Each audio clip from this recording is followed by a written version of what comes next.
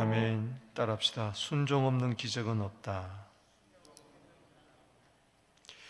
오늘 에레미야 21장은 순종 없이, 회개 없이, 믿음 없이 여행만을 바라는 그러한 시드기야 왕, 그 당시에 종교주의자들, 정치인들에 대한 하나님의 답변입니다. 하나님의 메시지입니다. 오늘 본문의 배경을 알기 위해서는 오늘 본문에 나오는 시드기야 왕, 그 당시 상황을 알아야 됩니다. 기원전 606년도부터 바벨론이 남유다를 침략해 들어오기 시작했습니다. 침공하기 시작했어요. 여호야긴, 여호야김, 시드기야 이런 왕들이 유다 왕국의 마지막 왕들이었는데, 특별히 이 시드기야 왕 때 마지막 왕입니다. 유다의 마지막 왕. 이때는 이제 3차 침략이 들어왔을 때였어요. 그때 시드기야 왕, 이것은 바벨론 왕 느부갓네살 왕이 세운 왕입니다. 참 안타깝게도 다윗의 왕통의 왕이었지만은 누가 시드기야를 왕으로 세웠느냐? 바벨론 왕 느부갓네살 왕이 세웠어요. 그 당시 바벨론에 대항해서 일어나려는 나라가 있었어요. 남쪽에 애굽 왕이었어요. 그래서 가만히 정치적으로 눈치를 살피다가 애굽 쪽으로 붙었어요. 그래서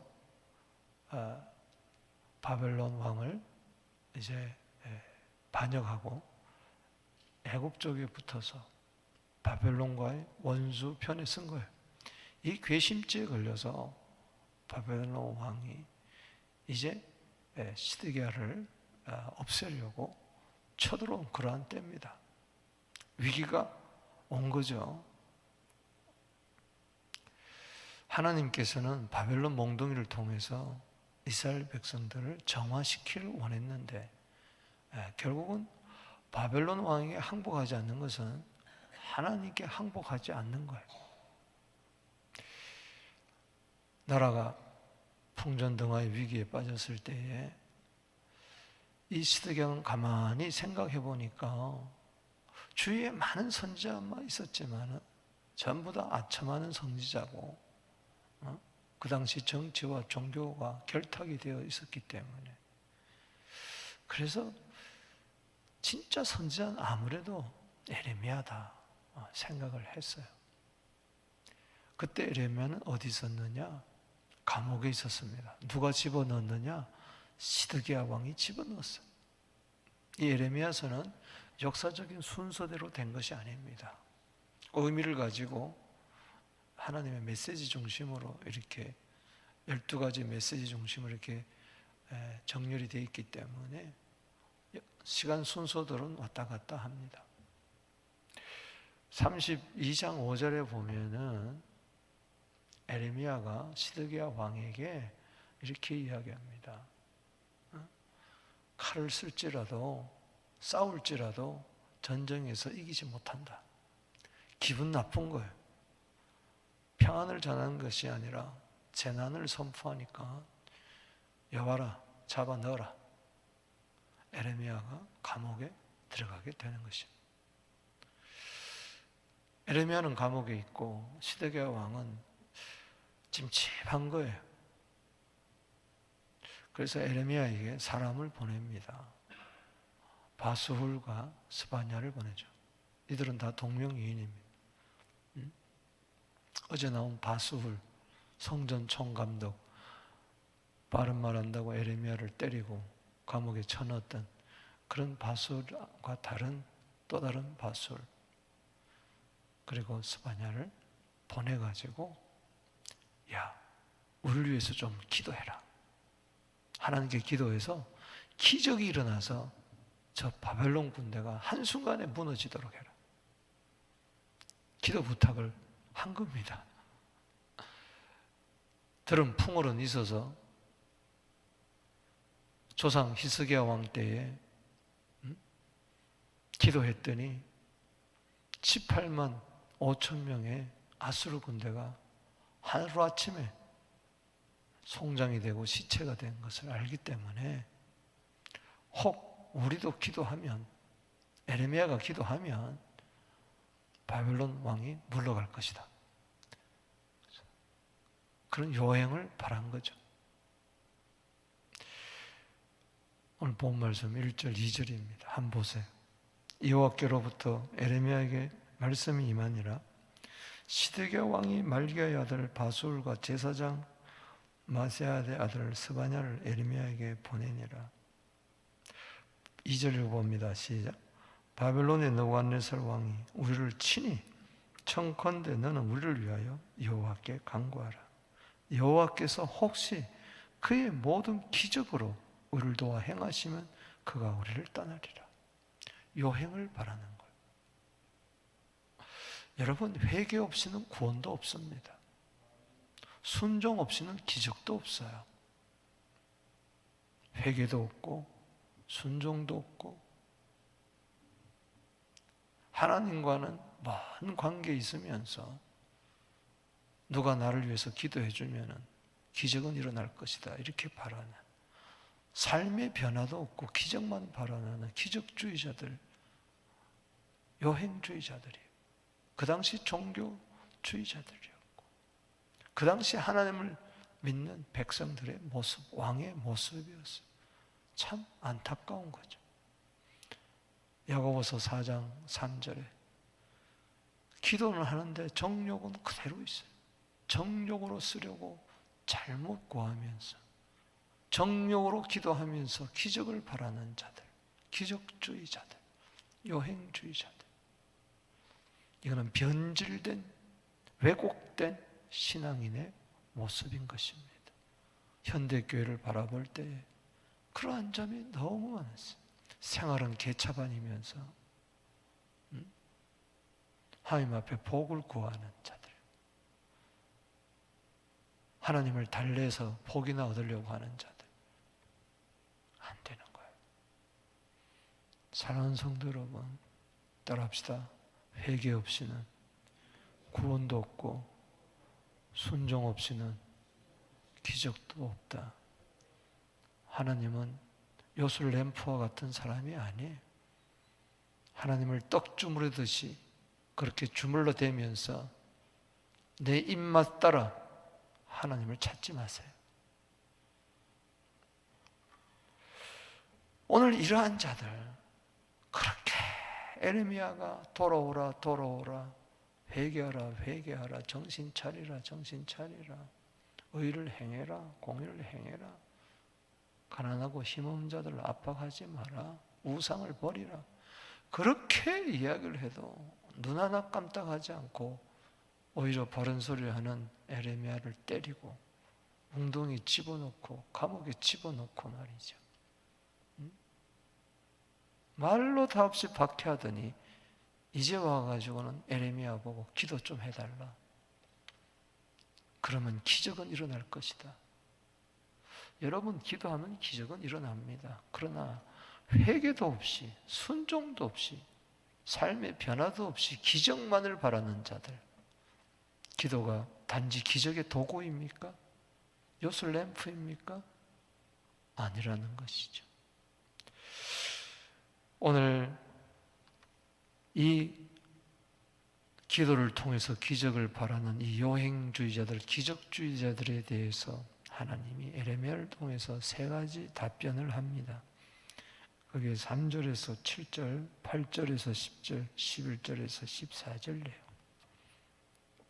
거기서 우리가 교훈을 세 가지 받아야 돼요. 이 하나님의 답변에서. 그 첫 번째 부분에서는 뭐냐?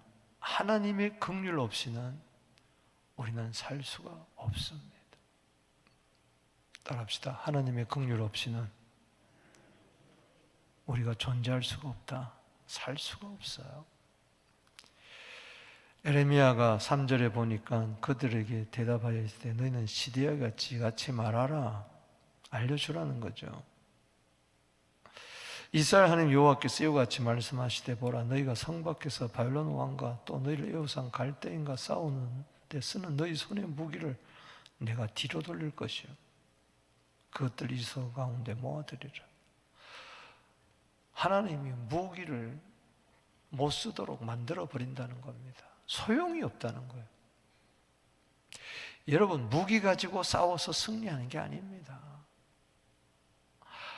하나님이 긍휼을 베풀어 주셔야 돼요. 은혜 베풀어 주셔야 돼요. 5절에 내가 든 손과 강한 팔 진노와 분노대로 너희를 칠 것이라. 하나님이 긍휼을 베풀어 주지 아니하고 갈대아 바벨론의 군대를 통해서 하나님 우리를 치면요, 우리는 꼼짝없이 당하는 거예요. 아무리 기적을 바라도 안 되는 거죠. 6절에 내가 또 사람이나 짐승이나 이성에 있는 것들 다 치리니 그들이 큰 전염병에 죽으리라. 기적은커녕 큰 전염병이 나들 것이다. 여러분, 지금으로부터 약 2600년 전 이야기예요. 지금 21세기에 전염병이 돌아 지금 3년이 지나가는데도 중국은 점점 더 심해지고 있고 세계가 아직까지 팬데믹에서 벗어나지를 못하고 있어요. 그러니 그 당시는 그 큰 전염병, 예루살렘 성 안에 큰 전염병이 얼마나 심각했겠어요. 많은 사람들이 죽었을 것입니다. 그런데도 정신 못 차리는 거지. 7절에 여호와의 말씀이니라. 자, 7절 같이 읽겠습니다. 여절입니다. 시작. 여호와의 말씀이니라. 그 후에 내가 유다의 왕 시드기야와 그의 신하들과 백성과 및 이 성읍에서 전염병과 칼과 기근에 남은 자를 바벨론 느관설반의 손과 그들의 원수의 손과 그들의 생명을 찾는 자들 손에 넘기리니 그가 칼날로 그들을 치되 측은히 여기지 아니하고 긍휼히 여기지 아니하고 불쌍히 여기지 아니하리라. 측은, 긍휼, 불쌍히 여기지 아니한다.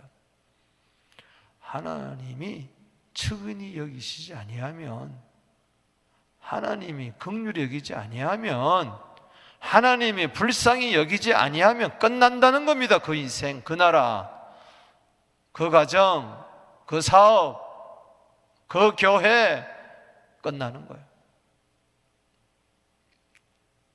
오늘 이 새벽에도 주의 전에 나와 예배 드리는 거 하나님이 나를 측은히 여기셔서 그래요. 내가 잘나서가 아니에요. 나를 불쌍히 여겨서 그래요. 하나님의 긍휼 때문에 내가 있는 거예요. 긍휼이 그치는 순간 끝나는 겁니다. 우리는 늘 하나님 앞에 나와 주여 나를 불쌍히 여겨 주시옵소서. 나를 측은히 여겨 주시옵소서. 나를 긍휼히 여겨 주시옵소서. 긍휼은 심판을 이기고 자랑한다 그러지 않았습니까? 오늘 한순간도 머리를 쳐들고 내 힘과 내 능력, 내 지혜, 내 그 무엇으로 살아간다고 생각하지 마십시오. 오늘도 하나님의 자비와 긍휼이 무궁하기 때문에 내가 오늘 이 새벽에 저도 설교할 수 있고 여러분도 말씀 듣고 우리가 예배 드리는 거예요. 아멘. 긍휼이 끝난 곳에는 예배도 없습니다. 긍휼이 끝난 곳에는요 구원이 없어요. 에레미야 애가 3장 22절에 주의 인자와 긍휼이 무궁하심으로 그래서 우리는 진멸되지 않습니다.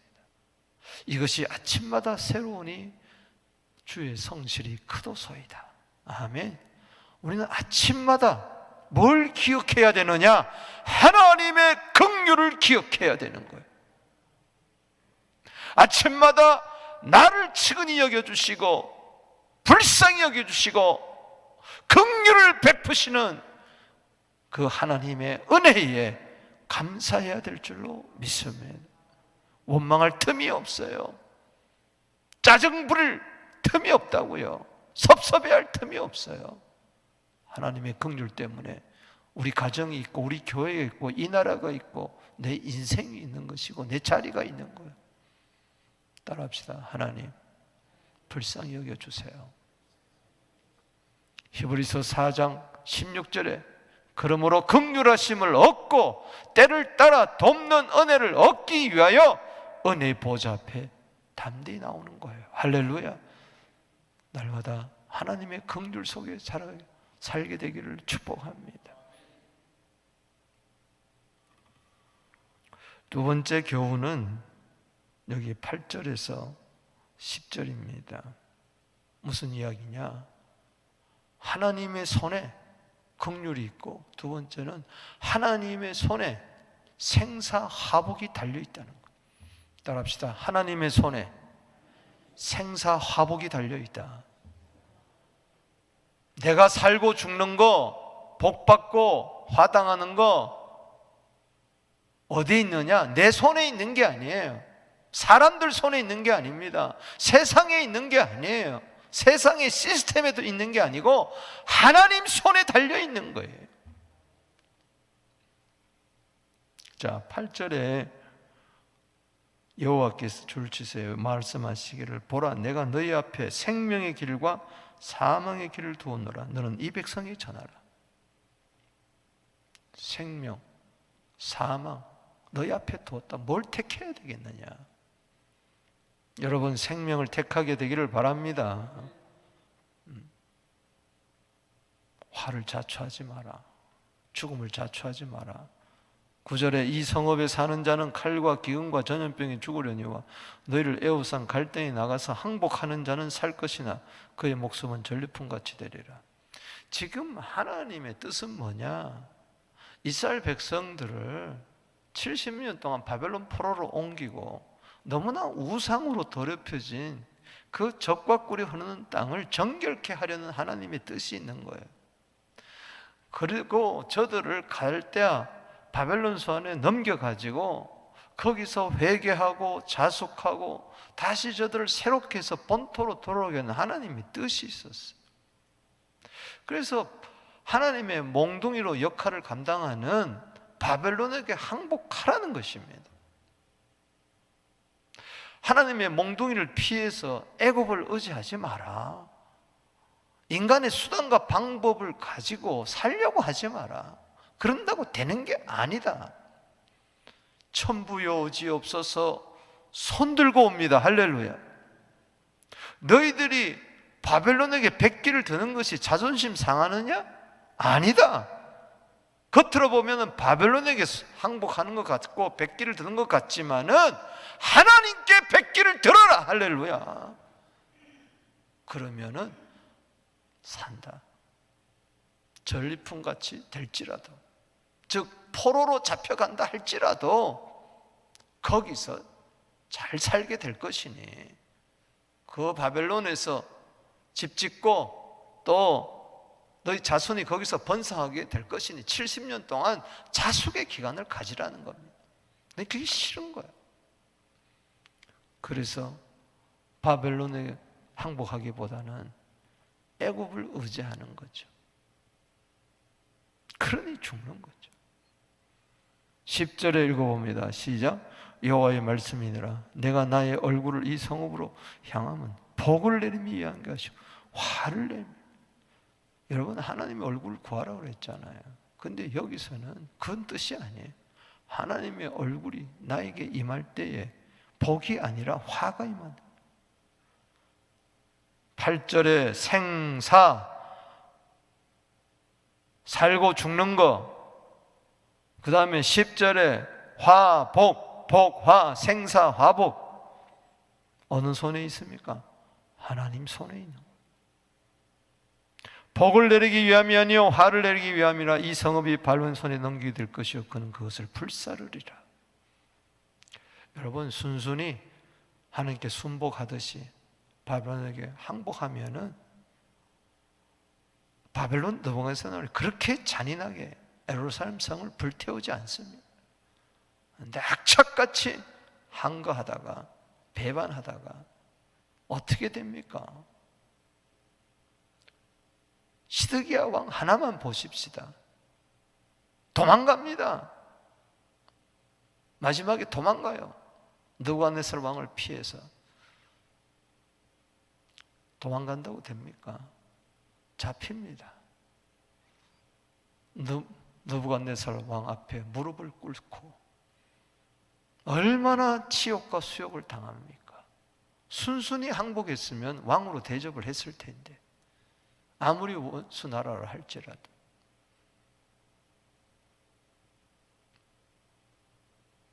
그가 보는 앞에서 두 아들 죽여버립니다. 그때 마음이 얼마나 아팠겠습니까? 자기 눈앞에서 두 아들이 칼에 맞아 죽습니다. 그리고 시드기야 왕의 두 눈은 뽑히고 맙니다. 그리고 그는 결국 쇠사슬에 꽁꽁 묶여가지고 바벨론으로 잡혀갑니다. 여러분, 느부갓네살 왕이 왜 그렇게 했을까? 시대왕이 왜 그렇게 되었을까? 우리는 깨닫습니다. 생사화복이 여러분 시드기야 왕의 손에 있는 게 아니에요. 그 누구의 손에 있는 게 아니에요. 하나님 손에 있다는 것을 보여주는 겁니다.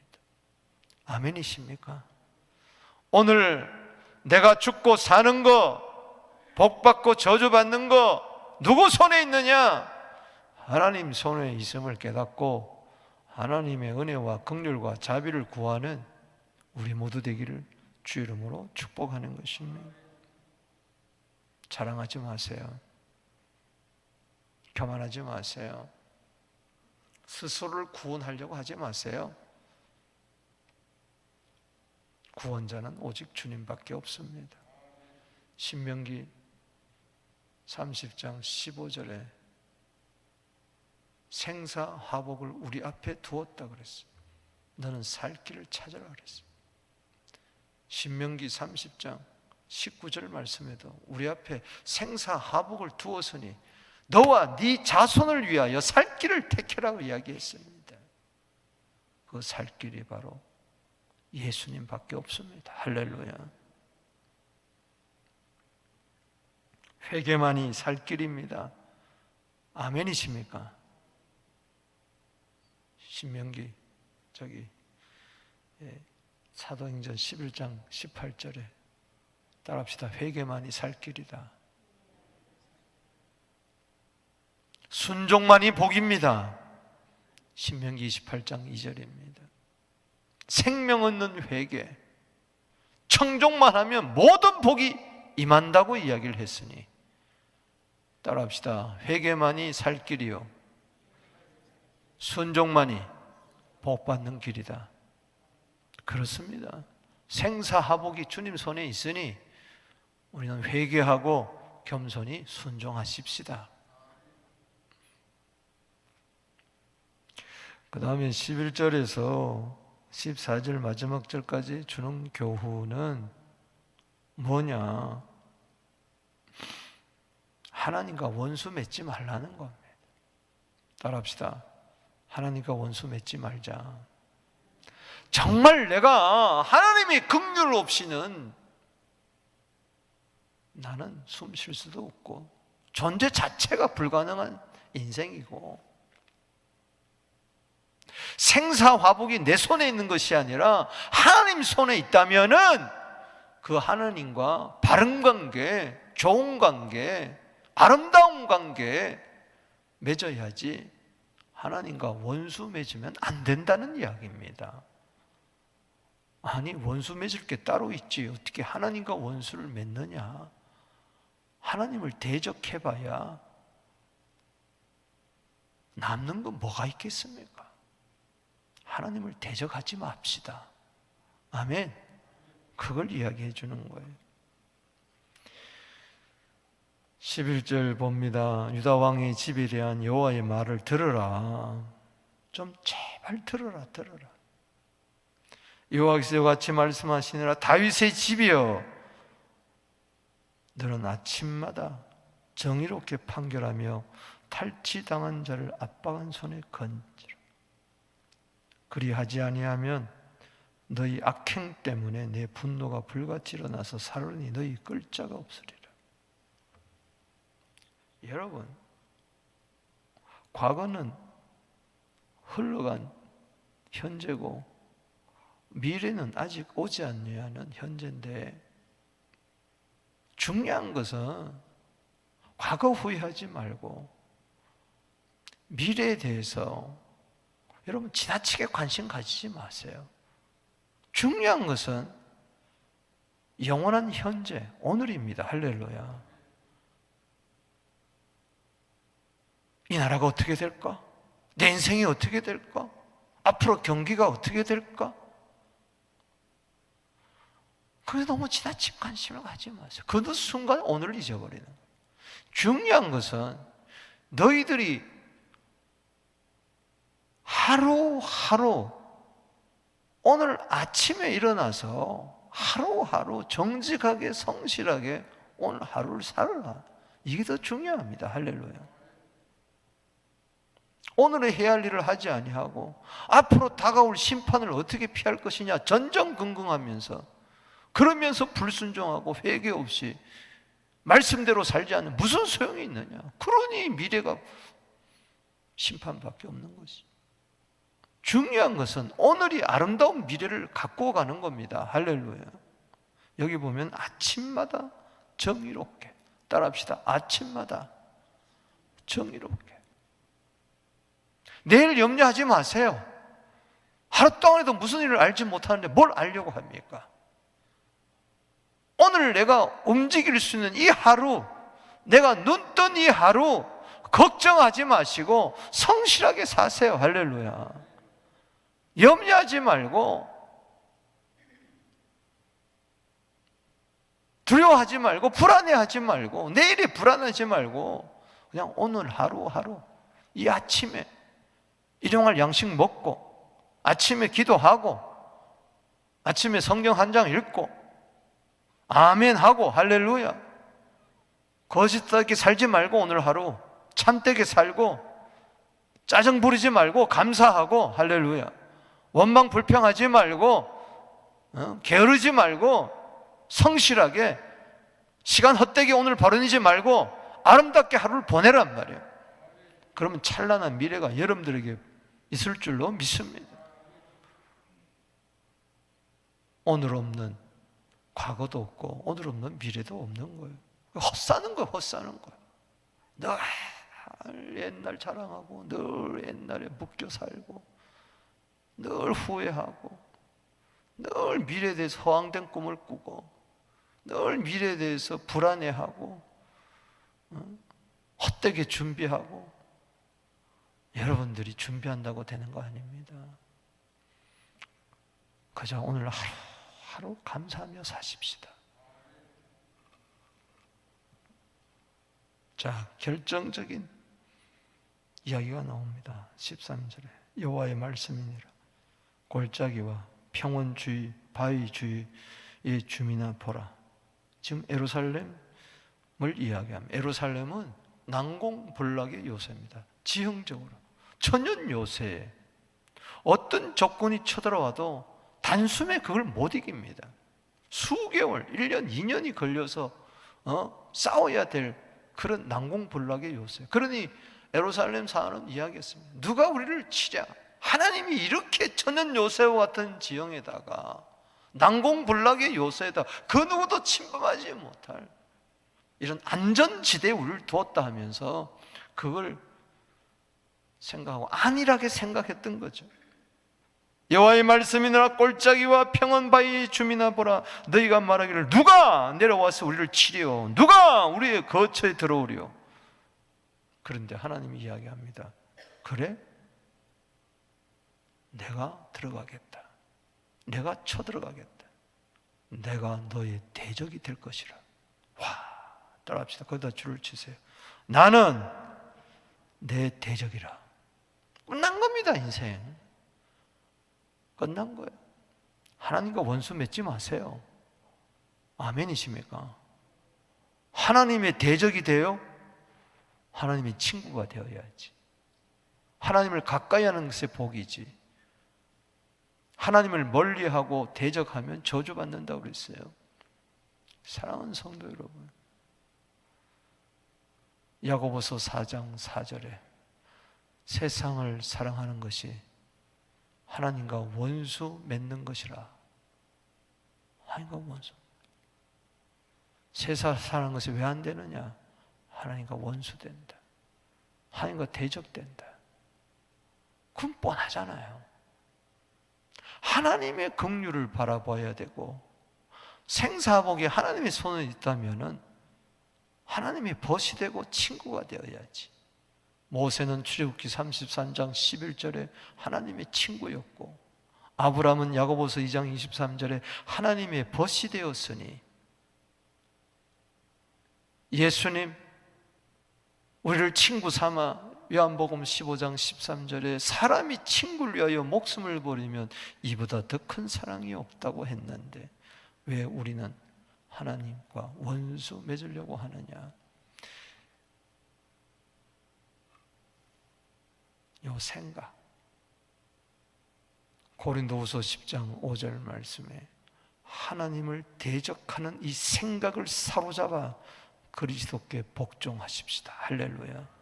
요 육신의 생각은 항상 하나님과 원수 맺으려고 하고 있으니 이 사탄의 생각은 예수 이름으로 물러갈지어다.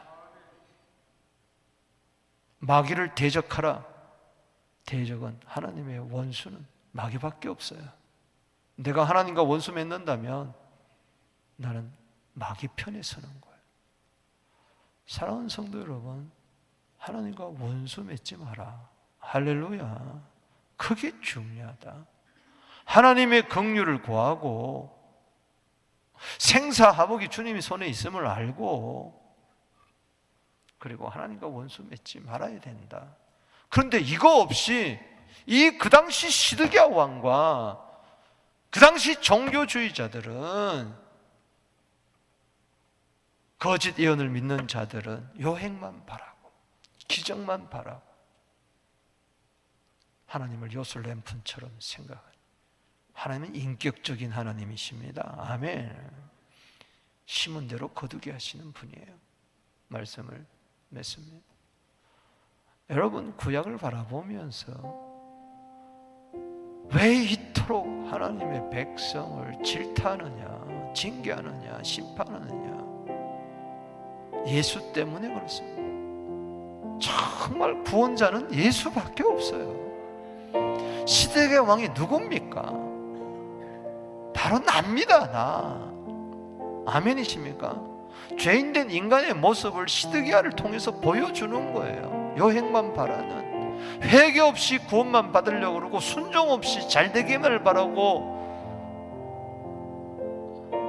자식 잘되기를 바라고, 교회 잘되기를 바라고, 내가 성공하기를 바라고, 순종 없이요, 그저 기도만 하면 기적이 일어나는 줄 아는 이 기적주의자들을 향해서 하나님은 외칩니다. 예수 믿으라고. 할렐루야. 예수 안에 긍휼이 있습니다. 할렐루야. 십자가가 긍휼입니다. 할렐루야. 예수 안에 생사하복이 있습니다. 할렐루야.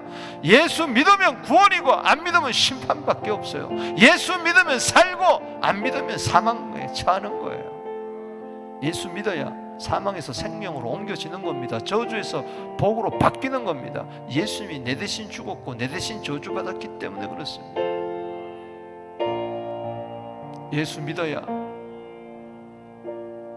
화목제물이신 예수 때문에 하나님과 나 사이에 화해가 벌어지는 거예요. 할렐루야. 멀어졌던 하나님과의 내 관계가 회복되는 겁니다. 원수가 친구로 변하는 겁니다. 로마서 5장 10절에 우리가 원수 되었을 때에, 하나님과 원수 되었을 때에 하나님의 아들이 그리스도가 죽으심으로 말미암아 화목 제물이 됨으로 말미암아 하나님과 나 사이에 화목이 된 겁니다. 할렐루야. 그러니 예수밖에 없다. 자, 두 손 들고 기도하며 나아가. 요행 바라지 마세요. 회개 없이는 구원도 없습니다. 순종 없이는 기적도 없습니다. 있다면 그거는 사이비 종교예요. 그거야말로 우상입니다. 우상 버리세요. 오늘 주여 긍휼을 베풀어 주시옵소서. 주여 생사복이 주의 손에 있음을 깨닫습니다. 주여 하나님과 원수 맺지 말고 하나님과 늘 가까이 하며 살게 하여 주시고 하나님과 친근히 행하게 하여 주옵소서. 주를 부르며 나아갑니다. 주여